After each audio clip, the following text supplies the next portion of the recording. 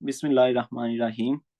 आज का हमारा टॉपिक है जनाबे वाला हर्ट साउंड। लेकिन हर्ट साउंड पढ़ने से पहले हम थोड़ा सा ना पहले चलते हैं कि हर्ट साउंड की हमें सुनाई कहाँ देंगे। ठीक है, तो देखो हमारे पास चार एरियाज आपने सिंपली याद रखने हैं। याद इनको रखने का सिंपल सा जो तरीका है वो है आप और तुम। ठीक है, फॉर एग्जाम्पल आप कहाँ से आपने शुरू करना है, राइट साइड से शुरू करना है। चार वॉल्व्स होते हैं ना, एओर्टिक, पल्मोनरी, ठीक है, देन थर्ड में ट्राइकस्पिड और माइट्रल वॉल्व। इनके हमने एरियाज याद करने हैं कि इनको हम कहाँ अस्कल्टेट करेंगे। अस्कल्टेशन का मतलब होता है कि स्टेथ रख के आपने उन साउंड्स को सुनना है अपनी स्टेथोस्कोप रख के। तो जो सेकंड इंटरकोस्टल स्पेस है ऑन द राइट साइड, ये आपकी राइट साइड है, ये लेफ्ट साइड है। Second intercostal space on the right side and right parasternal border, ये है आपकी स्टर्नम। ये वाली है जनाब आपकी स्टर्नम, जिसके साथ ये देखो सारी रिब्स अटैच है। और ये आपकी फर्स्ट इंटरकोस्टल स्पेस, ये आपकी सेकंड। मींस के जो रिब्स के दरमियान में स्पेस है सेकंड इंटरकोस्टल स्पेस में, इसको हम कहते हैं एओर्टिक एरिया। मींस के इधर आपको एओर्टिक वॉल्व के जो साउंड होंगे वो सुनाई देंगे। वो अभी हम देखते हैं कि कौन कौन से साउंड है। ये कौन सा आ गया, एओर्टिक एरिया। इसको हम दूसरा नाम भी देते होते हैं एओर्टिक बेस। ये वाला जो एरिया है ना, एक मिनट, ये वाला जो एरिया है फॉर एग्जांपल, इसको हम कहते होते हैं एओर्टिक बेस। तो आपके पास दो चीजें आ गई, second intercostal space, right parasternal border, उसको हमने दो नेम दे दिए, एक एओर्टिक एरिया और दूसरा कौन सा, हर्ट बेस। सॉरी, इसको हम हर्ट बेस कहेंगे, हर्ट की बेस। देन दूसरी चीज जो आपने याद रखनी है, यही second intercostal space on the left side. ये देखो ये कौन सी साइड है, लेफ्ट साइड। उधर आपको जो वॉल्व मिल जाएगा वो आपको मिल जाएगा पल्मोनिक एरिया उसे कहेंगे। और इधर जो वॉल्व का साउंड सुनाई देंगे मोस्टली वो कौन से होंगे, पल्मोनिक वॉल्व के। ठीक हो गया। देन आ गया उधर ही आपने नीचे आ जाना है, लेफ्ट साइड पे ही आपने नीचे आ जाना है। लेफ्ट पैरास्टर्नल बॉर्डर मींस के ये स्टर्नम के साथ वाला जो बॉर्डर है, उधर आपको एरिया मिल जाएगा जनाब ट्राइकस्पिड एरिया, उसको हम क्या कहेंगे, ट्राइकस्पिड एरिया। देन ये मिड क्लेविकुलर लाइन, ये देखें लेफ्ट साइड पे ही कौन सी mid clavicular line, for example this is your clavicle. ये देखें क्लेविकल है, इसको आप आधे हिस्से में डिवाइड करो तो मिड क्लेविकुलर लाइन ये आ गई। Mid clavicular line fifth intercostal space, उसको हम कहते हैं माइट्रल एरिया। मींस के माइट्रल वॉल्व के जो साउंड्स होंगे वो हम इधर सुनेंगे। ठीक है, इसको हम एक और नेम देते होते हैं हर्ट की एपेक्स।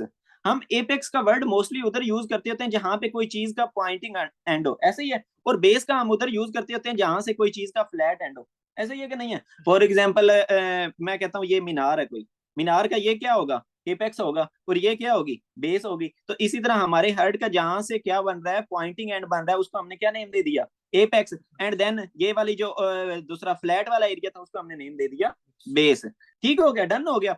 ये मैं आप लोगों को इस वजह से बता रहा हूँ क्योंकि आगे ये कहीं पे वो यूज करेगा एओर्टिक एरिया, कहाँ पे कहीं पे यूज करेगा बेस ऑफ द हार्ट, और कहीं पे वो यूज करेगा माइट्रल एरिया, और कहीं पे यूज करेगा apex of the heart.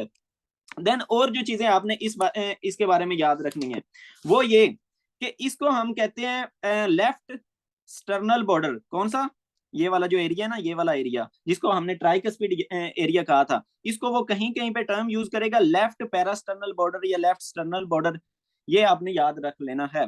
Then इसको ये जो एओर्टा वाला एरिया था, इसके लिए वो टर्म यूज करेगा राइट अपर स्टर्नल बॉर्डर। ये देखो राइट साइड पे था, ऊपर है तो अपर स्टर्नल मींस के ये स्टर्नम के साथ है, राइट अपर स्टर्नल बॉर्डर। तो मैं ये जो पल्मोनिक वाला एरिया इसको कह सकता हूँ लेफ्ट अपर पैरास्टर्नल बॉर्डर, क्योंकि ये किस साइड पे है, लेफ्ट साइड पे। मींस के ये इस तरह वो नेम क्या कर सकता है, इंटरचेंजेबली यूज कर सकता है, लेकिन आपने इसमें परेशान नहीं होना।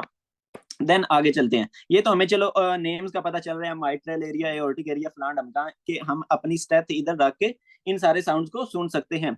आगे चलते हैं, अब जहाँ हमारा मेन टॉपिक है वो आ गया हर्ट साउंड। हर्ट साउंड जो नॉर्मल हमारे पास होते हैं वो दो होते हैं, ठीक है, S1 एंड S2। इसको याद रखने का भी एक तरीका है। S1 को आपने इस तरह याद रखना है, देखो एक कोई बंदा हो तो उसको हम क्या कहते हैं, तुम।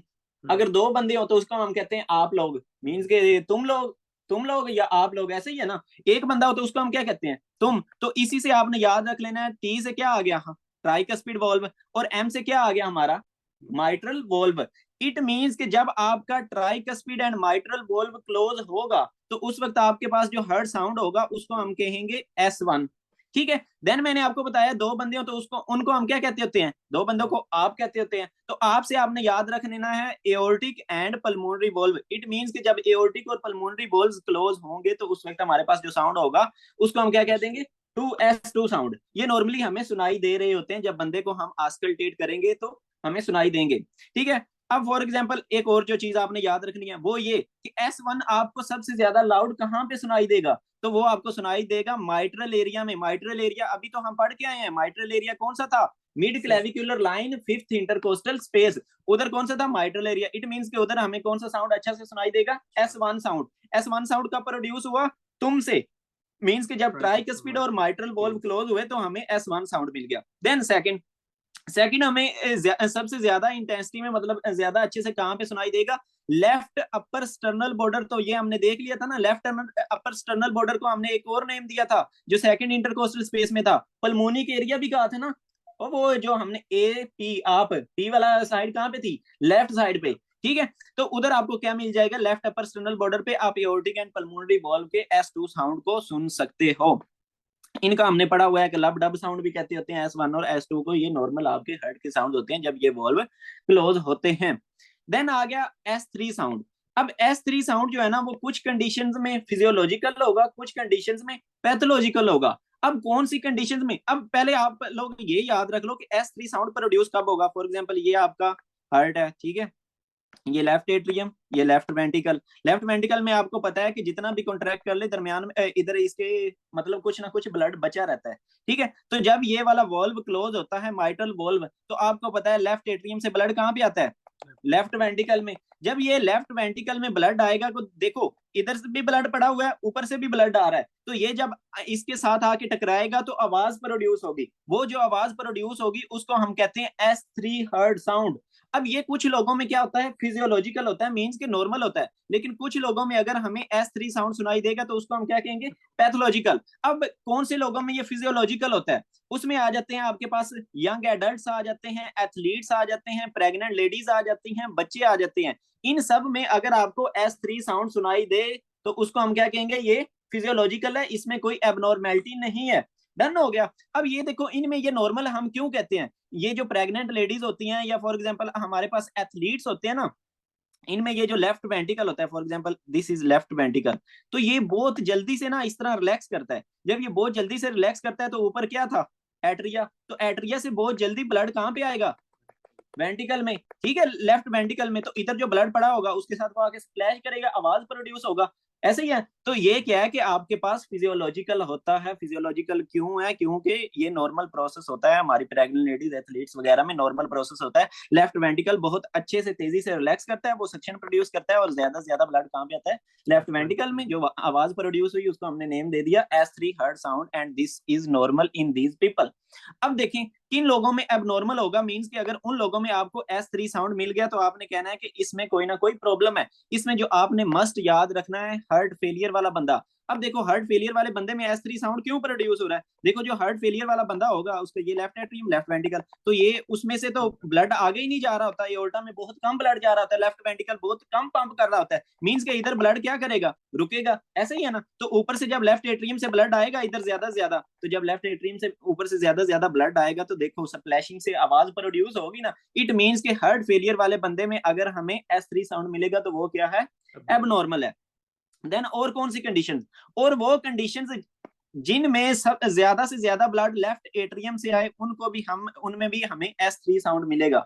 वो कंडीशंस, एक हमने हार्ट फेलियर वाली कंडीशन पढ़ी जिसमें क्या था कि हमारा ये जो लेफ्ट वेंटिकल था इधर पहले ही ब्लड ज्यादा पड़ा हुआ था, और वो कंडीशंस जिनमें लेफ्ट एट्रियम से ज्यादा ब्लड आए। अब लेफ्ट एट्रियम से कौन सी कंडीशंस में ज्यादा ब्लड आता है, अगर बंदे को थायरोटॉक्सिकोसिस, थायरोटॉक्सिकोसिस का मतलब है कि आपका थायराइड ग्लैंड बहुत ज्यादा ओवर एक्टिवेट हो जाए, आपके थायराइड हार्मोन्स बहुत ज्यादा बनने लग जाएं। थायराइड हार्मोन्स क्या करते हैं, हमारी बॉडी की जो मेटाबॉलिक एक्टिविटीज होती हैं उसको कंट्रोल कर रहे होते हैं। तो देखो अगर बंदे की मेटाबॉलिक एक्टिविटी बहुत ज्यादा हो जाए तो जाहिर सी बात है उस बंदे में हार्ट रेट और हार्ट की एक्टिविटी बहुत ज्यादा बढ़ जाती है। मेटाबॉलिक एक्टिविटीज का मतलब है कि जो हार्ट में सारे रिएक्शन हो रहे होते हैं तो उनके लिए क्या चाहिए होती है, ऑक्सीजन चाहिए होती है, एटीपी चाहिए होती है, ये सारी चीजें चाहिए होती हैं। तो वो ऑक्सीजन एटीपी किसने सप्लाई करनी है, ब्लड ने। तो इट मींस के हमारे हार्ट को ज्यादा से ज्यादा काम करना पड़ेगा, हार्ट को ज्यादा से ज्यादा काम करना पड़ेगा, तो जाहिर सी बात है इधर से वेनस रिटर्न भी बढ़ेगा। और हमारे हार्ट की तरफ जनाब लेफ्ट एट्रियम में ये वेनस रिटर्न आपको पता है, देन राइट वेंटिकल में, राइट वेंटिकल से लंग्स में, और देन कहां पे आ जाता है, लेफ्ट एट्रियम में। तो लेफ्ट एट्रियम से देन कहां पे आएगा, लेफ्ट वेंटिकल में। तो आपको पता है कि जब ज्यादा से ज्यादा ब्लड लेफ्ट वेंटिकल में आएगा तो आवाज प्रोड्यूस प्रोड्यूस होगी, कौन सी आवाज, S3, हमें पता चल गया, डन हो गया। तो ये था थायरोटॉक्सिकोसिस। अगर बंदे का थायराइड ग्लैंड ओवर एक्टिवेट हो जाए तो उसमें, इनको हम कहते होते हैं high output states. High output states क्योंकि इनमें कार्डिक आउटपुट काफी ज्यादा बढ़ जाती होती है। मींस के देखो अगर लेफ्ट वेंट्रिकल में ज्यादा ब्लड आएगा तो ये ज्यादा से ज्यादा पंप करेगा ना, क्योंकि हमारी बॉडी क्या हुई पड़ी है, ओवर एक्टिवेट हुई पड़ी है, वो बहुत ज्यादा एटीपी और ऑक्सीजन को यूज कर रही है, उसे एनर्जी की ज्यादा ज्यादा जरूरत है। तो हमारा हार्ट क्या करेगा, ज्यादा ज्यादा एनर्जी पहुंचाने की कोशिश करेगा। तो आपको पता है वो कैसे पहुंचाएगा, कार्डिक आउटपुट को बढ़ा के। वो आपने सारा प्रोसेस देख लिया, इसको हम कहते हैं थायरोटॉक्सिकोसिस, और इसमें हमें क्या मिल गया, S3 हार्ट साउंड मिल गया। देन आगे चलते हैं, आगे आ गया हमारे पास जनाब माइट्रल रीगर्गिटेशन एंड एओर्टिक रीगर्गिटेशन। अब देखो माइट्रल रीगर्गिटेशन में क्या हो रहा था, इधर जो हमारा लेफ्ट एट्रियम और लेफ्ट वेंट्रिकल के दरमियान में वॉल्व था, आपको पता है कि सिस्टली के दौरान माइट्रल रिगर्गिटेशन में क्या हो रहा था कि ब्लड बैक फ्लो कर रहा था, कहां पे, लेफ्ट एट्रियम में, ऐसे ही है। तो जब देखो ये डायस्टोल में जाएगा तो ज्यादा से ज्यादा ब्लड वापस कहां पे आएगा, हमारे लेफ्ट वेंट्रिकल में। तो मैंने आपको बता दिया, जब भी ज्यादा से ज्यादा ब्लड आएगा लेफ्ट वेंट्रिकल में तो कौन सा साउंड प्रोड्यूस होगा, S3 साउंड प्रोड्यूस होगा। देन आ गया एओर्टिक रिगर्गिटेशन, ठीक है, ये कहां गया, एओर्टिक रिगर्गिटेशन। तो एओर्टिक रिगर्गिटेशन में क्या है कि जब हमारा ये लेफ्ट वेंट्रिकल रिलैक्स कर रहा होता है तो एओर्टा से ब्लड कहां पे बैक फ्लो करता है, एओर्टा से ब्लड कहां पे बैक फ्लो करेगा, लेफ्ट वेंट्रिकल में। तो लेफ्ट वेंट्रिकल में दोबारा से ब्लड ज्यादा आ रहा है तो कौन सा साउंड प्रोड्यूस होगा, S3 हार्ट साउंड। तो ये चार कंडीशंस आ गई जो आपने याद रखनी है, लेकिन एक इनमें से जो मस्ट याद रखनी है वो है हार्ट फेलियर। हार्ट फेलियर में S3 sound is always always pathological. वो आपको मैकेनिज्म का पता चल गया कि क्यों पैथोलॉजिकल था। देन और चीज जो आपने इसमें मस्ट याद रखनी है वो ये कि आप इस बंदे को किस तरह, आपको ये कहां पे अच्छा साउंड सुनाई देगा, तो वो आपको सुनाई देगा एपेक्स पे। एपेक्स एरिया कौन सा था, माइट्रल वाला एरिया। मैंने आपको बताया ना कि ये इस तरह आपको इंटरचेंजेबली कहेगा। तो एपेक्स वाला एरिया पे आपने क्या रखनी है, अपनी स्टेथ रखनी है। ये वाला फॉर एग्जांपल कहां गया, ये वाला एरिया, इधर आपने अपनी स्टेथ रखनी है और बंदे को किस तरह लिटाना है, लेटरल डिकोबिटस पोजीशन में। लेटरल डिकोबिटस मतलब कि एक साइड पे लेटाना है। एक होता है बंदा सीधा लेटता होता है, एक बंदा है कि किसी साइड पे लेटता होता है। तो आपने उस बंदे को क्या है कि लेटरल डिकोबिटस मींस के एक साइड पे लेटाना है, और उस बंदे को कहना है कि एक्सपायरेट करे, ठीक है, मींस के सांस बाहर निकाले। तो उस वक्त आपने ये साउंड सुनना है, तो ये आपको बहुत अच्छा सुनाई देगा। ये मैंने प्लेब से, सॉरी, यूवर्ड से उठाया ये वाली चीज। इसमें बुक वाले ने तो ये चीज लिखी हुई है ना कि लेफ्ट लैटरल डिकोबिटस पोजीशन, ये इधर कहां गया, लेफ्ट लैटरल डिकोबिटस पोजीशन, ये लेफ्ट लैटरल डिकोबिटस मींस के लेफ्ट साइड पे आपने, लेफ्ट साइड वाली साइड पे उसने लिटाना है। देन आपने उसको कहना है कि एक्सपायरेट करे, तो आपको बेस्ट ये साउंड सुनाई देगा, कौन सा, S3 वाला। डन हो गया। तो ये चीजें थी। ये देखो प्रोड्यूस कब हो रहा था, जब क्या हो रहा था कि ब्लड मिक्स हो रहा था from left atria into the left ventricle. Okay हो गया, आगे चलते हैं। ये था S3 के बारे में। देन आ गया S4। S4 हर्ट साउंड आपको उस वक्त सुनाई देगा, ये देखें इधर ज्यादा गंद हो गया, इसको दोबारा रिवाइज करते हैं, दूसरा रेज करते हैं। S4 आप सिंपल सा याद रख लो, जब भी आपका लेफ्ट वेंट्रिकल स्टिफन होगा, जब भी आपका लेफ्ट वेंट्रिकल सख्त हो जाएगा, तो जब आके इसके साथ ब्लड टकराएगा तो एक आवाज प्रोड्यूस होगी, कौन सी आवाज, S4। तो आपको S4 हर्ट साउंड सुनाई देगा। तो देखो S4 हर्ट साउंड क्या कहते हैं, कौन से लोगों में सुनाई देगा, इट मींस कि जिस बंदे में हाइपरट्रोफी होगी।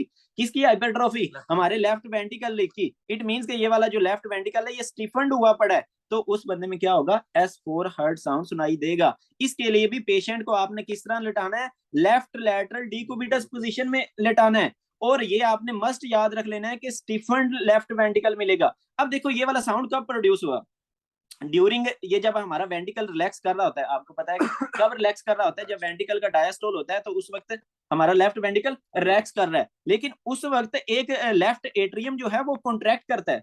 दोबारा से याद सुने, जब हमारा वेंट्रिकल रिलैक्स कर रहा होता है तो उस वक्त लेफ्ट एट्रियम कॉन्ट्रैक्ट करता है, और ये जब कॉन्ट्रैक्ट करेगा तो ज्यादा से ज्यादा ब्लड कहां पे आएगा, ज्यादा से ज्यादा ब्लड आएगा आपका लेफ्ट वेंट्रिकल में। तो जब इसकी दीवारों के साथ टकराएगा तो आवाज प्रोड्यूस होगी, कौन सी आवाज प्रोड्यूस होगी, S4। And S4 is always always pathological. Done हो गया, तो ये चीज आ गई। तो देखो कब प्रोड्यूस हुआ, इन लेट डायस्टोल। देखिए ये जो S3 साउंड था ना, ये चीज भी आपने डिफरेंशिएट करनी है। S3 को हम कहते हैं अर्ली डायस्टोलिक साउंड।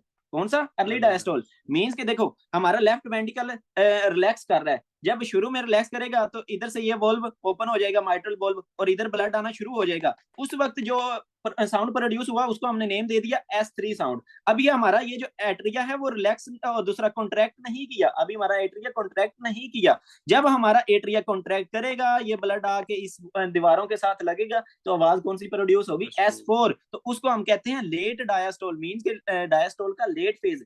तो ये कब प्रोड्यूस हुई? जब एट्रियल किक, मींस के एट्रिया ने कॉन्ट्रैक्ट किया। इट मींस के जिन कंडीशंस में एट्रिया कॉन्ट्रैक्ट नहीं करेगा आपको S4 साउंड नहीं मिलेगा। तो वो कौन सी कंडीशन होती है? Atrial fibrillation. अभी आगे हम पढ़ेंगे एट्रियल फिब्रिलेशन, उसमें क्या है कि आपका एट्रिया प्रॉपर्ली कॉन्ट्रैक्ट नहीं कर रहा होता, तो इट मींस कि उस बंदे में आपको S4 साउंड नहीं मिलेगा, क्योंकि इसके लिए शर्त थी कि एट्रिया ने कॉन्ट्रैक्ट करना है और साथ में आपको क्या चीज चाहिए? स्टीफन्ड लेफ्ट वेंट्रिकल चाहिए। ठीक हो गया। देन आगे ये आपको मिलेगा कहाँ? सबसे वो आपको पता चल गया कि ये भी एपेक्स पे ही। ये तो सिंपल सी बात होगी, हमें 3 एपेक्स पे मिल रहे हैं, सिर्फ जो S2 वाला है वो हमें ये लेफ्ट अपर स्टर्नल बॉर्डर पे मिल रहा है, बाकी तीनों जो कहाँ पे हैं वो एपेक्स पे मिल रहे हैं। इस बंदे में क्या होगा? हाई एट्रियल प्रेशर होगा, जाहिर सी बात है इधर प्रेशर हमारे एट्रियम में क्या होगा? ज्यादा होगा। आगे चलते हैं, ये कौन कौन सी कंडीशंस के साथ एसोसिएटेड है? वेंटिकल नॉन कंप्लायंस। वेंटिकल नॉन कंप्लायंस क्या मतलब है? कल ही तो मैंने आप लोगों को बताया था, कंप्लायंस का क्या मतलब था? लचक। ठीक है, तो अब देखो लेफ्ट वेंटिकल की हाइपरट्रॉफी हुई पड़ी है, तो इसमें लचक रह जाएगी? पहले वाले इसमें लचक नहीं रह जाएगी, ये हार्डन हो जाएगा। तो ये एग्जांपल उसने लिखी हुई है, हाइपरट्रॉफी ऑफ लेफ्ट वेंटिकल। तो आपको पता है लेफ्ट वेंटिकल की हाइपरट्रॉफी कब हो रही थी? मोस्टली जो कौन से हाइपरटेंशन के, क्रोनिक हाइपरटेंशन के पेशेंट होते थे, उनमें लेफ्ट वेंटिकल की हाइपरट्रॉफी हो जाती होती थी।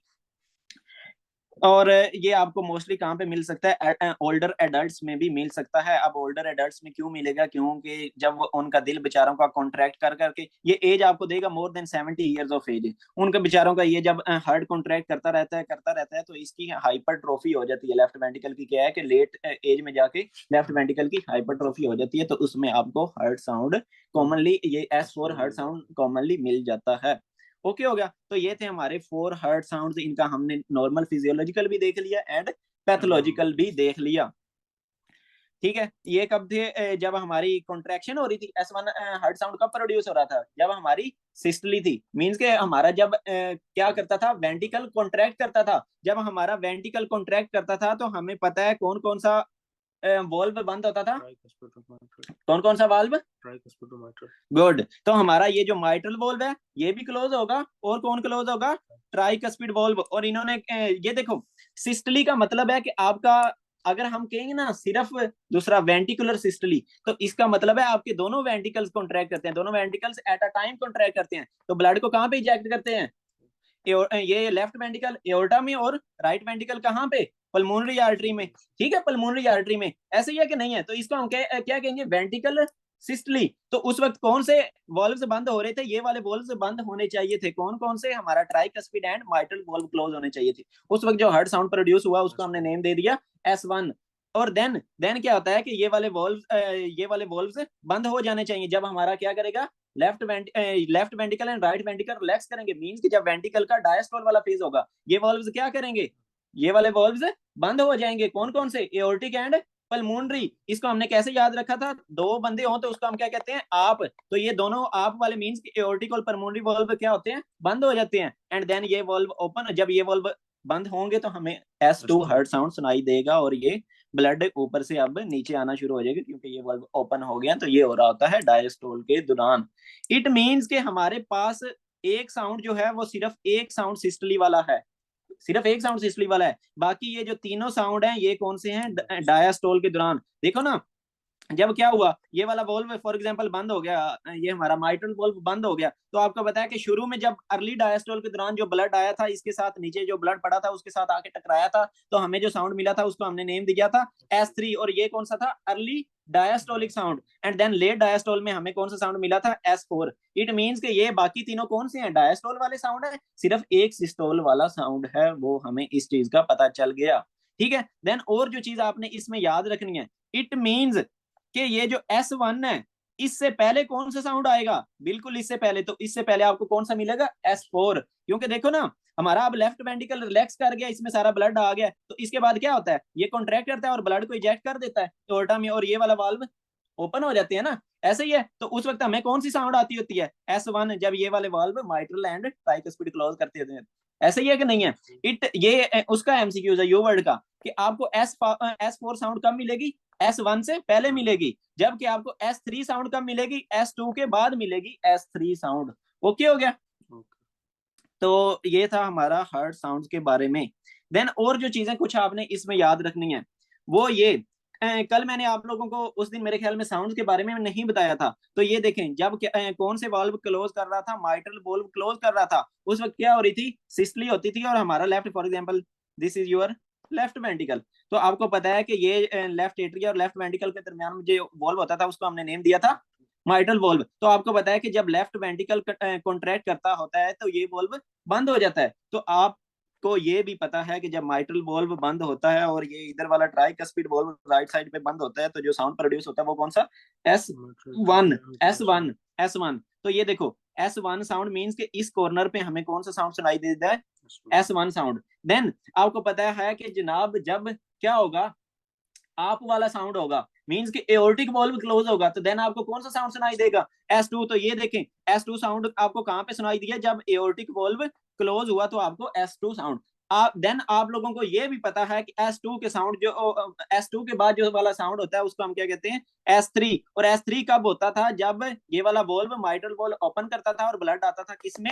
लेफ्ट वेंटिकल में, फ्रॉम लेफ्ट एट्रिया। तो इसको हमने क्या नेम दिया था? S3 sound. तो ये आप देख सकते हैं कि जब आपका माइट्रल वॉल्व ओपन हुआ तो देन आपको कौन सा मिल गया? S3। और S3 के बाद हमें पता है कि जो साउंड मिलता है वो होता है S4। ठीक हो गया? इट मींस कि S4 आपको कब मिलेगा? बिफोर माइट्रल वॉल्व क्लोजर आपको क्या मिल जाएगा? S4 साउंड मिल जाएगा। तो ये हमने अपना प्रेशर वॉल्यूम लूप से भी देख लिया कि कहाँ कहाँ कौन सा साउंड मिलेगा। पास ना दो चीजें हैं, एक होता है लेमिनर फ्लो, एक होता है टर्बुलेंट फ्लो। इसको आप सिंपल याद रख लो। देखो, एक नहर है, उसमें जब दूसरा पानी जा रहा होता है तो वो आपको पता है स्ट्रीम लाइन बिल्कुल सीधा सीधा जा रहा होता है नहर में। एज कंपेयर टू आपके पास एक पत्थरों वाली झील है, एज कंपेयर टू आपके पास एक पत्थरों वाली झील है, तो उसमें वो सीधा लेमिनर फ्लो तो नहीं होता। उसमें क्या होते हैं, इस तरह करके, मतलब वो अजीब, कोई किसी डायरेक्शन में वाटर के मालिक्यूल्स जा रहे हैं, कोई किसी डायरेक्शन में वाटर के मालिक्यूल्स जा रहे हैं। तो ये जो सीधी लाइन में स्ट्रीम लाइन फ्लो हो उसको हम कहते हैं लेमिनर फ्लो। और ये मुझे बताओ, लेमिनर फ्लो क्वाइट हो गई या टर्बुलेंट फ्लो? मींस के नहर की आवाज कम आती है या तालाब की कम आती है? तो आपको पता है कि लेमिनर फ्लो क्या होता है? क्वाइट होता है, इसकी आवाज इतनी नहीं होगी। जबकि जो टर्बुलेंट फ्लो होता है ये क्या है? क्वाइट नहीं होता। क्वाइट नहीं होता मींस के ये क्या होगा? नॉइसी होगा, इसकी आवाज प्रोड्यूस होगी। ऐसे ही है कि नहीं है? तो इसको हम कहते होते हैं जनाब टर्बुलेंट फ्लो। मींस के आपका स्ट्रीम लाइन फ्लो नहीं है, एक लाइन के अंदर फ्लो नहीं है। और जो आपने इसमें चीजें याद रखनी है about laminar and turbulent flow, वो अभी हमने हर्ट वॉल्व्स में देखना है। कि जब भी देखो हमारे तालाब में जब भी पानी ज्यादा होगा तो जाहिर सी बात है आवाज ज्यादा, पर वो जो झील सी है या जो भी है पत्थरों वाली झील सी है, उधर जब पानी ज्यादा होगा तो इट मीन्स की आवाज उधर से ज्यादा प्रोड्यूस होगी। ऐसे ही है। देन अगर फॉर एग्जाम्पल देखो, एक चीज शहद है, एक चीज शहद है, ठीक है? शहद जा रही हो तो वो स्ट्रीम लाइन में जाएगी या क्या कहते हैं टर्बुलेंट जाएगी? एक चीज शहद जा रही है, एक पानी जा रहा है एक जगह से, तो शहद स्ट्रीम लाइन में जाएगी या दूसरा वाटर स्ट्रीम लाइन में जाएगा? तो आपको पता है जो चीज गाड़ी होगी वो स्ट्रीम लाइन में जाएगी, बिल्कुल सीधी सीधी जाएगी, उसका क्या होगा? लेमिनर फ्लो होगा। ठीक है? जबकि जो चीज क्या होगी? पतली होगी, वाटर होगा, तो उसका क्या मोस्टली फ्लो आपके पास क्या आ जाएगा? Turbulent flow. ये मीन्स के एक लाइन में फ्लो उसका नहीं होगा। इसमें जो आपके पास एमसीक्यूज आ गया, इट मीन्स कि अगर विस्कोसिटी इंक्रीज करेगी, अगर क्या होगा? विस्कोसिटी इंक्रीज करेगी तो आपके पास फ्लो कौन सा आएगा? लेमिनर फ्लो आएगा। मीन्स के जो मॉलिक्यूल्स हैं वो सीधी लाइन में जाएंगे। ऐसे ही है ना, जब कोई चीज गाड़ी हो रही थी तो हमें कौन सा फ्लो मिल रहा था? लेमिनर फ्लो मिल रहा था। देन अगर क्या होगा? विस्कोसिटी डिक्रीज करेगी, अगर क्या होगा? विस्कोसिटी डिक्रीज करेगी, मीन्स के वाटर होगा या कोई चीज क्या है, पतली, जितनी पतली होगी उसका फ्लो उतना क्या होगा? टर्बुलेंट फ्लो होगा, नॉइसी फ्लो होगा। ऐसा ही है कि नहीं है? तो ये हमारे पास एमसीक्यूज आ गए। देन और चीज, जो चीज आपने इसके बारे में याद रखनी है वो ये, कि जो रिनोल्ड नंबर है ना, एक हमारे पास कंसेप्ट है रिनोल्ड नंबर का। इसका जस्ट आपने सिंपल सा फंडा याद रखना है, वो ये कि अगर तो रिनोल्ड नंबर ज्यादा होगा, ये देखिए, अगर रिनोल्ड नंबर ज्यादा, इट मींस के विस्कोसिटी कम, विस्कोसिटी कम, क्योंकि इनका कौन सा रिलेशनशिप है? इनवर्स। और आपको पता है जब विस्कोसिटी कम हो तो कौन सा फ्लो होता है? टर्बुलेंट फ्लो होता है। तो ये भी चीज आपने याद रखनी है regarding MCQs point of view. वो ये कि अगर रिनोल्ड नंबर ज्यादा होगा, रिनोल्ड नंबर ज्यादा, विस्कोसिटी कम, विस्कोसिटी कम, तो आपके पास जो फ्लो होगा वो कौन सा होगा? टर्बुलेंट। इट मींस कि अगर रिनोल्ड नंबर क्या हो? कम हो, तो विस्कोसिटी ज्यादा, विस्कोसिटी ज्यादा, तो इट मींस के फ्लो कौन सा होगा आपके पास? लैमिनर फ्लो होगा। ये आपको एमसीक्यूज आएगा, तो आपने उसमें याद रखना है। नॉर्मली हम लेते होते हैं कि अगर मोर देन 3000 हो, रिनोल्ड नंबर कितना हो? मोर देन 3000 हो, तो आपके पास मोस्टली जो फ्लो होगा वो कौन सा होगा? टर्बुलेंट फ्लो होगा। रिनोल्ड नंबर की और आपने डिटेल में नहीं जाना। रिनोल्ड नंबर सिर्फ इसीलिए ये एक फार्मूला सा है, रिनोल्ड साइंटिस्ट या पता नहीं कौन सा था उसका नेम है, उसने एक फार्मूला सा बनाया था, और उसमें हमारे जो काम की चीज है वो रिनोल्ड नंबर और विस्कोसिटी का हमने रिलेशनशिप देखना है। ठीक है, इट मींस कि जितना रिनोल्ड नंबर ज्यादा उतनी टर्बुलेंस ज्यादा, जितना रिनोल्ड नंबर ज्यादा उतनी टर्बुलेंस ज्यादा, जितना रिनोल्ड नंबर कम उतनी टर्बुलेंस कम, मींस के लैमिनर फ्लो होगा। वो जस्ट इसी को चेक करने के लिए कि फ्लो लैमिनर होगा या टर्बुलेंट होगा। ओके हाँ, एक और चीज जो आपने इसमें याद रखनी है वो ये कि देखें, फॉर एग्जांपल आपका ब्लड है, ठीक है, बंदे को क्या हो गया? एनीमिया हो गया। एनीमिया हो गया, इस मींस उसमें आरबीसीज कम हो गए। आरबीसीज कम हो जाए तो आपको पता है विस्कोसिटी बढ़ती है या कम हो जाती है? गुड। तो इस बंदे में क्या होगी? विस्कोसिटी कम होगी। तो विस्कोसिटी कम होगी तो फ्लो कौन सा होगा आपके पास? Turbulent. Good. And this is really important MCQs कि जब बंदे में एनीमिया होगा मींस कि एचबी का लेवल कम होगा, एचबी का लेवल कम होगा, तो मोस्टली आपको कौन सा फ्लो मिलेगा? टर्बुलेंट ब्लड का फ्लो मिलेगा। एंड देन अगर बंदे को क्या हो जाए? एचबी ज्यादा हो जाए, जिसको हम क्या कहते होते थे? पॉलीसाइथीमिया। तो पॉलीसाइथीमिया मींस कि एचबी ज्यादा, ब्लड सेल्स ज्यादा, ब्लड सेल्स ज्यादा तो विस्कोसिटी ज्यादा, विस्कोसिटी ज्यादा तो आपका फ्लो कौन सा मिलेगा? Laminar flow. तो ये सारी बातें जो हो रही है ना, ये बेसिकली ब्लड फ्लो के रिगार्डिंग हो रही हैं कि देखो लैमिनर फ्लो होगा, ब्लड क्वाइटली स्पून से फ्लो करेगा, ये वाली वॉल्व्स डैमेज नहीं होंगी। जब टर्बुलेंट फ्लो होता है तो देखो ये आपको पता है कि वो जो झील सी होती है वो बड़ा उसके साथ टकरा रही होती है दीवारों के साथ, तो ये वाली दीवारें डैमेज होने के चांसेस होते हैं। ऐसे ही है ना, जहां पे भी टर्बुलेंट फ्लो होगा। तो ये चीज हमारे काम की है about laminar and turbulent flow. Easy सा topic, splitting of S2। Normally हमने कहा था कि S2 सिर्फ एक साउंड होता है, ठीक है। S2 में हमने कहा था कि टू मींस के आप मींस के कौन कौन से वाल्व बंद हो रहे थे? एओर्टिक एंड पल्मोनरी वाल्व जब बंद हो रहा था तो कौन सी साउंड सुनाई दे रही थी? S2 साउंड सुनाई दे रही थी। ठीक है, तो इसमें अब एक और चीज टेक्निकी आ गई, वो ये कि जब एओर्टिक वाल्व क्लोज होता है तो वो थोड़ा सा पहले क्लोज हो जाता है। दोबारा हम इस चीज को देखते हैं, क्योंकि यही सारा इधर कंसेप्ट है। आपको पता है ये आ गया आपका लेफ्ट वेंटिकल, राइट वेंटिकल, और राइट वेंटिकल से क्या निकल रहा होता है? पल्मोनरी आर्टरी निकल रही होती है, लेफ्ट वेंटिकल से आपका एओर्टा निकल रहा होता है, और इसमें वॉल्व कौन सा होता है? Aortic valve. एंड देन इसमें कौन सा वॉल्व होता है? Pulmonary valve. एंड देन हमें पता है कि जब aortic and pulmonary valve close करते होते हैं तो कौन सा साउंड प्रोड्यूस होता है? S2 साउंड प्रोड्यूस होता है। लेकिन इस चीज में जो आपने एक टेक्निकी चीज याद रखनी है वो ये कि जिस तरह आप में ए पहले आता है ना, इसी तरह एओर्टिक वॉल्व थोड़ा सा पहले क्लोज होता है, जबकि जो आपका पल्मोनरी वॉल्व है वो थोड़ा सा लेट क्लोज होता है। तो इसे ही हम कहते हैं splitting of S2। S1 sound हमें एक मिलेगा, ये देखो एक साउंड मिल रहा है, जबकि जो हमारे पास S2 साउंड है वो स्प्लिटेड होता है दो कंपोनेंट्स में, A2 एंड P2। A2 कब आया? जब एओर्टिक वॉल्व क्लोज हुआ। P2 कब आया? जब पल्मोनरी वॉल्व क्लोज हुआ। तो इसे ही हम कहते हैं स्प्लिटिंग ऑफ S2। लेकिन ये जो चीज है ना, हमें ये वाली मिल रही, इसको हम कानों से सुन नहीं सकते, डिफ्रेंशिएट नहीं कर सकते। ये हम कानों से यही सुनते हैं, एक हर्ट साउंड। अब कब हम इसे डिफ्रेंशिएटेड कर सकते हैं? मींस के दो हर्ट साउंड, इसको कैसे सुन सकेंगे? वो इस तरह के आपने बंदे को कहना है इंस्पायर कर, मींस के सांस लो। जब देखो बंदा सांस लेगा तो क्या होगा? ये वाली जो थोरैक्स है, आप अभी सांस लेके देखो, आपकी थोरैक्स थोड़ी सी बाहर आती है।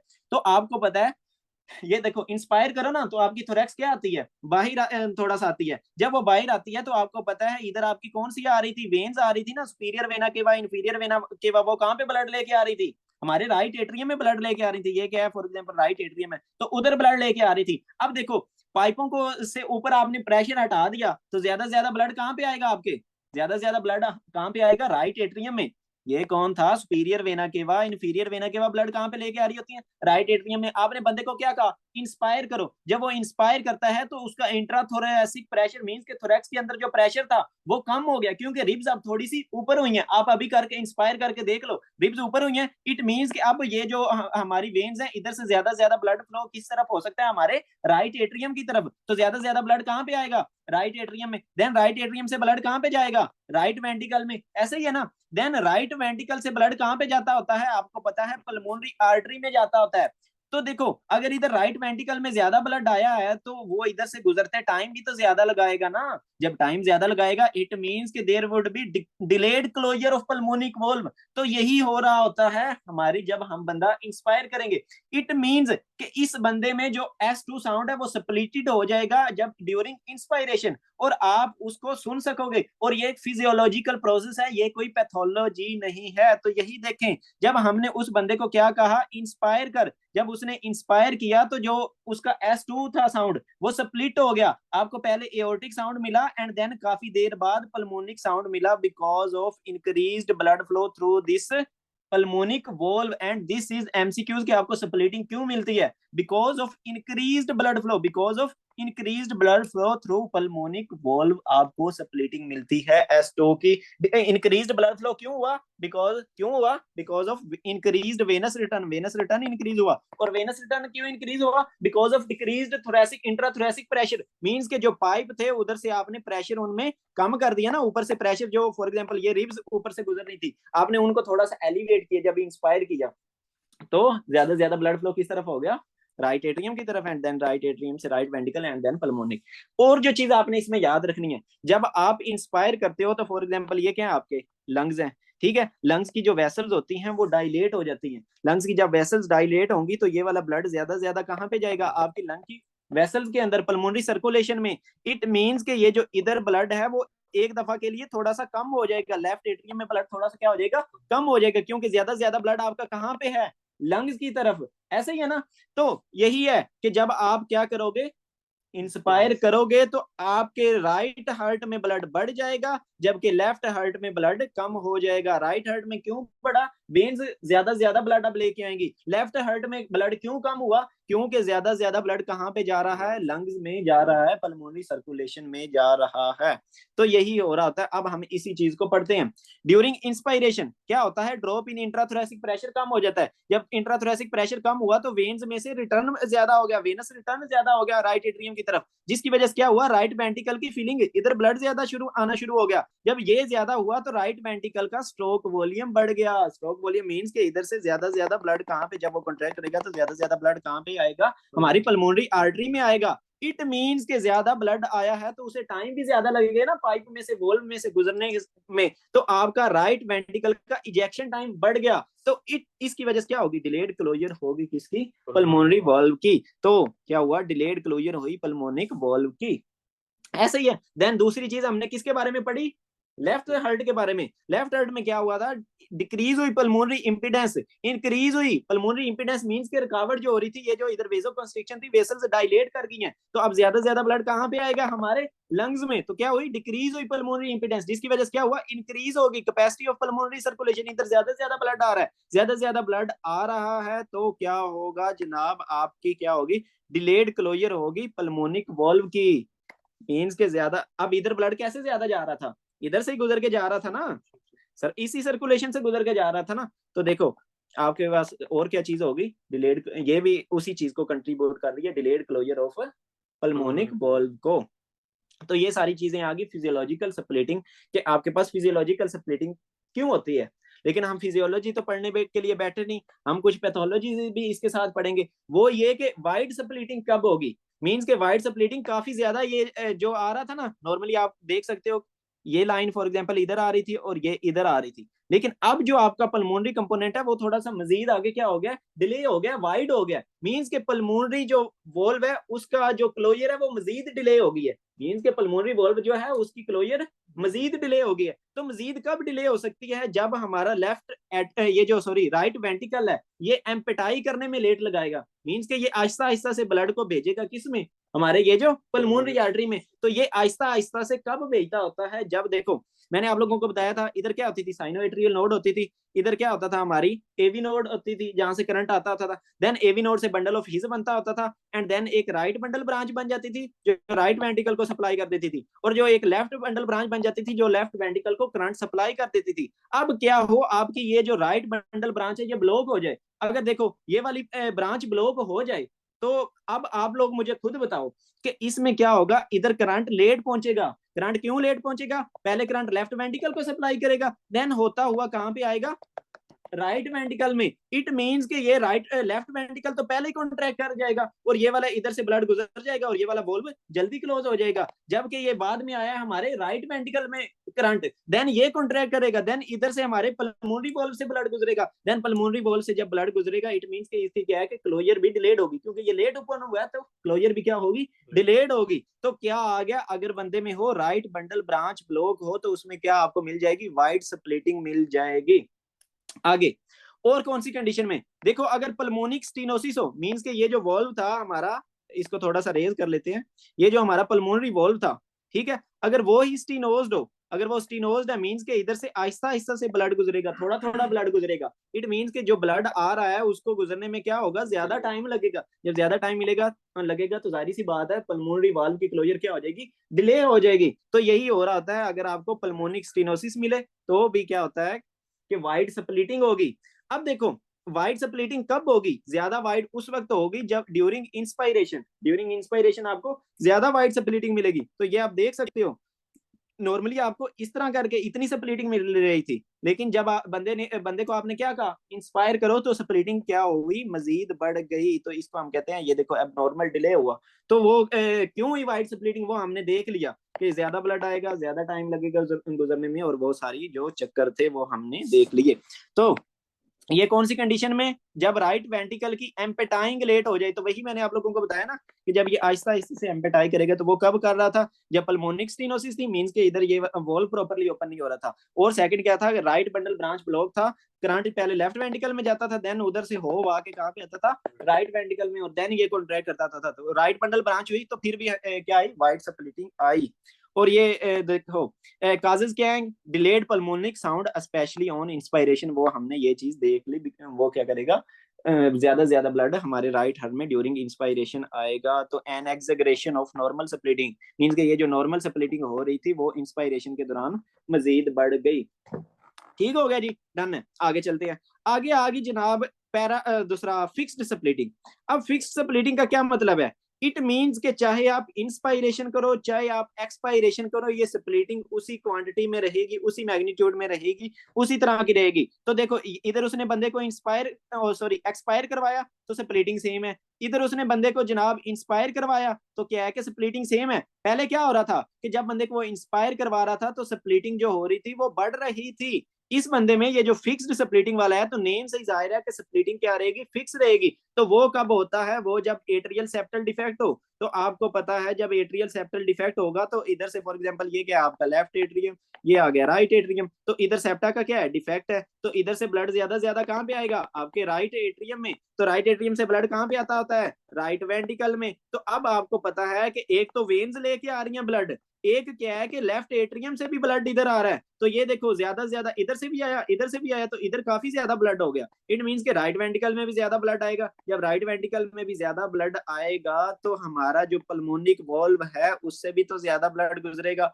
तो वो टाइम भी तो ज्यादा लेगा गुजरने के लिए। तो इसी वजह से इस बंदे में क्या होगी, फिक्स्ड स्प्लिटिंग होगी, क्योंकि इंस्पायरेशन या एक्सपायरेशन का उस पर कोई खास इफेक्ट नहीं पड़ रहा। चाहे आप इंस्पायर करो चाहे आप एक्सपायर करो, लेफ्ट एट्रियम से ब्लड आना ही आना है। कहाँ पे, राइट एट्रियम में, देन राइट एट्रियम से राइट वेंट्रिकल में, और देन आ गया आपका पल्मोनरी आर्टरी में। तो आपको पता चल गया कि फिक्स स्प्लिटिंग किस में होगी, जिसमें एट्रियल सेप्टल डिफेक्ट होगा, ये वाला जो डिफेक्ट होगा तो आपको फिक्स स्प्लिटिंग मिल जाएगी। इसी को देख लेते हैं, hard in atrial septal defect क्या होगा, बंदे में लेफ्ट टू राइट शंट होगा। ये कौन सी साइड है हमारी, लेफ्ट साइड, ये कौन सी साइड है, राइट। इट मींस के ब्लड क्या है कि फ्रॉम लेफ्ट साइड इनटू कहां पे आ रहा है, राइट साइड। तो इसी को उसने नेम दे दिया लेफ्ट टू राइट शंट, जिसकी वजह से क्या है, राइट एट्रियम का वॉल्यूम बढ़ा, राइट वेंट्रिकल का वॉल्यूम बढ़ा। ये हमने इस चीज को देख लिया, राइट एट्रियम और राइट वेंट्रिकल का। देन इंक्रीज होगा फ्लो थ्रू पल्मोनिक वॉल, वो भी हमने देख लिया कि पल्मोनिक वॉल से ज्यादा ब्लड गुजरेगा। जब ज्यादा ब्लड गुजरेगा तो वो ज्यादा टाइम लेगा, जब वो ज्यादा टाइम लेगा गुजरने के लिए तो पल्मोनिक वॉल की क्लोजर क्या हो जाएगी, डिलेड हो जाएगी। एंड ये क्या होता है, इंडिपेंडेंट ऑफ रेस्पिरेशन होता है। इसी वजह से तो हमने इसको नेम दिया फिक्स्ड स्प्लिटिंग का। तो इसमें वो बंदे की आपके हिस्ट्री देगा कि मैंने बंदे को इंस्पायर भी करवाया मैंने बंदे को एक्सपायर भी करवाया, लेकिन जो उसकी S2 की स्प्लिटिंग थी वो सेम रह रही थी, उसमें कोई चेंजिंग नहीं आ रही थी। तो आपने उसका ऑप्शन का क्या आंसर लगाना है? इट मीन इस बंदे में एट्रियल सेप्टल डिफेक्ट है। देन आ गया पैराडॉक्सिकल स्प्लिटिंग। अब पैराडॉक्सिकल स्प्लिटिंग का तो मैंने आप लोगों को पैराडॉक्सिकल का पहले ही बता दिया था कि कोई भी काम अगर रवायत के अगेंस्ट हो रहा हो तो उसको हम क्या कहते होते थे? पैराडॉक्सिकल। तो रवायत में हमारा क्या काम हो रहा था? रवायत में ये काम हो रहा था कि पहले एओर्टा, दूसरा एओर्टिक का कंपोनेंट आ रहा था S2 साउंड का। देन कौन सा कंपोनेंट आ रहा था हमारे पास? पल्मोनरी। मींस के पहले एओर्टिक वॉल्व की क्लोजर हो रही थी, देन पल्मोनरी वॉल्व की क्लोजर होगी। तो इस बंदे में आपने उलट कर देना है। उल्ट ये करना है कि इसमें पहले पल्मोनरी वॉल्व की क्लोजर होगी, देन किसकी? एओर्टिक वॉल्व की क्लोजर होगी। एक और चीज आपने उल्ट करनी है। उस बंदे में क्या हो रहा था कि नॉर्मल बंदों में जब आप एक्सपायरेशन करवा रहे थे तो इनमें स्प्लिटिंग कम थी।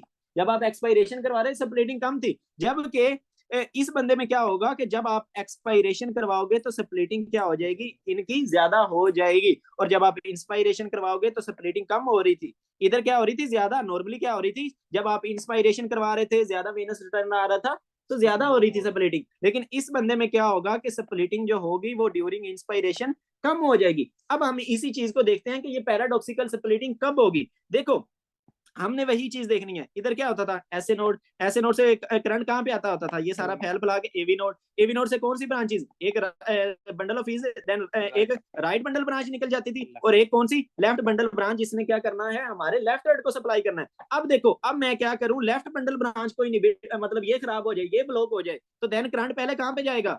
हमारी राइट साइड पे। देन इधर से होता हुआ कहाँ पे आएगा? लेफ्ट साइड पे। तो देखो, लेफ्ट साइड पे करंट आएगा, तो इट मींस के इधर ये जब जहां पे राइट वेंट्रिकल में पहले करंट गया, ये कॉन्ट्रैक्ट कर जाएगा, और इधर से ब्लड गुजर के ये वाला वॉल्व तो पहले बंद हो जाएगा। जबकि हमारा जो एओर्टिक वॉल्व है वो थोड़ा सा बाद में बंद होगा। एओर्टिक वॉल्व बाद में क्यों बंद? क्योंकि इधर हमारे लेफ्ट वेंट्रिकल में करंट ही लेट पहुंच रहा है। करंट लेट पहुंचेगा, वो लेट कॉन्ट्रैक्ट करेगा, तो आपको A2 बाद में सुनाई देगी। तो यही है, देखो आपको A2 क्या है कि बाद में सुनाई दे रही है। ओके हो गया? तो यही चीज है ये। और दूसरी कंडीशन कौन सी है? जाहिर सी बात है, उधर हमने क्या पढ़ी थी? पल्मोनिक स्टेनोसिस पढ़ी थी, उस वक्त डिलेड क्लोजर हो रही थी। ऐसे ही है ना पल्मोनिक स्टेनोसिस में। अब देखो, अगर एओर्टिक स्टेनोसिस हो जाए तो इसमें भी तो जाहिर सी बात है, अगर इधर से ब्लड जो है वो पास करने में ज्यादा टाइम लगेगा ना। तंग पाइप है, उसमें से पानी को गुजरने के लिए ज्यादा टाइम लगेगा। अगर एक खुला पाइप है तो वो जल्दी गुजर जाएगा। तो जाहिर सी बात है, अगर एओर्टिक स्टेनोसिस होगी तो देन क्या है कि आपको क्या मिल जाएगी? पैराडॉक्सिकल, क्योंकि ब्लड अब इधर से ज्यादा टाइम ले रहा है। तो ये जो पल्मोनरी वॉल्व है ये तो क्लोज हो जाएगा टाइम पे, जबकि ये जो एओर्टिक वॉल्व है ये लेट क्लोज होगा। तो यही दो काजेज है। अब हम इसी चीज को पढ़ते हैं। Heard in conditions that delay aortic valve closure, तो वो कौन सी है? Aortic stenosis. देन कौन सी है? Left bundle branch. ठीक है। Normal order of semilunar. अब देखो, सेमिल्यूनर वॉल्व्स कौन से होते हैं? इन्हीं को तो हम कहते हैं यार एओर्टिक और पल्मोनरी। ये दोनों वॉल्व्स जो हैं इनको हम इकट्ठा क्या कह देते हैं? Semilunar valves. तो normal order of semilunar valve closure is reversed. It means कि नॉर्मली क्या हो रहा था? पहले आपका ए वाला मींस एओर्टिक बंद हो रहा था, देन पल्मोनरी बंद हो रहा था। ठीक है। लेकिन इस बंदे में क्या हो रहा है कि पहले पल्मोनरी एंड देन क्या है? एओर्टिक बंद हो रहा है। तो वो देखो रिवर्स हो गया। इसको हम कहते हैं paradoxical splitting of P2 occurs before A2। वो हमने इस चीज को ये देख सकते हैं। ठीक है। ऑन इंस्पायरेशन, देखो जब हमने इंस्पायरेशन करवाई तो नॉर्मल से अलग प्रोसेस हुआ। क्या हुआ? P2 closes later and moves closer to A2। तो ये आप देख सकते हो कि ये P2 और A2 ऑन इंस्पायरेशन क्लोज हो गई है मजीद। तो ये भी देखो, ये भी क्या काम हो रहा है? पैराडॉक्सिकल काम हो रहा है। मींस के रवायत के अगेंस्ट काम हो रहा है, एलिमिनेटिंग द स्प्लिट। तो मींस के अब आप स्प्लिट को डिफरेंशिएट नहीं कर सकते। ठीक है। इट मीन्स कि अगर आपके पास बंदा आया है एओर्टिक स्टेनोसिस वाला या लेफ्ट बंडल ब्रांच वाला, तो उसमें आपको S2 कब स्प्लिट मिलेगी? जब आप उसको क्या कहोगे? एक्सपायर करो। इंस्पायरेशन पे आपको S2 स्प्लिटेड नहीं मिलेगी। देन आगे चलते हैं। On expiration the split can be heard opposite to physiological splitting, जो हमने ऊपर देख ली। तो ये बड़े सिंपल से कंसेप्ट थे, पैराडॉक्सिकल स्प्लिटिंग वाला और ये सारे। ठीक है। थोड़ा सा ओवरव्यू दे देता हूँ। फिजियोलॉजिकल स्प्लिटिंग, नॉर्मल स्प्लिटिंग हो रही थी S2 की, और पहले एओर्टिक वॉल्व क्लोज होता था, बाद में पल्मोनरी। और जब हम इंस्पायरेशन करते थे तो इनमें क्या होता था? थोड़ा सा मजीद फासला बढ़ जाता था, स्प्लिटिंग इनकी इंक्रीज हो जाती थी। देन हमने देखा वाइड स्प्लिटिंग। तो वाइड स्प्लिटिंग किस में हो रही थी? जब भी राइट वेंट्रिकल से एम्पेटाइंग प्रॉपरली नहीं हो रही थी, तो वो कौन सी कंडीशन थी? Right bundle branch block and then pulmonic stenosis. Then हमने देखा फिक्स्ड सप्लीटिंग। फिक्स सप्लीटिंग कब हो रही थी? जब एट्रियल सेप्टल डिफेक्ट था। मींस के हम चाहे इंस्पायरेशन चाहे करवाएं चाहे एक्सपायरेशन करवाएं, वो जो सप्लिट था वो क्या है कि कांस्टेंट रहा था, नॉर्मल रह रहा था, अपनी उसी कंडीशन में रह रहा था। देन आगे पैराडॉक्सिकल के जो रवायत के अगेंस्ट काम हो रहा है, तो रवायत के अगेंस्ट काम कब हो रहा था? जब आपका लेफ्ट दूसरा लेफ्ट बंडल ब्रांच ब्लॉक हो रहा था, या फिर क्या है कि एओर्टिक स्टेनोसिस हो रही थी। मींस के right ventricle sorry left ventricle properly empty नहीं कर रहा था, खून से ब्लड इधर एम्पेटाई नहीं कर पा रहा था एओर्टा में। तो ये आ गया आपके पास सप्लेटिंग का कंसेप्ट।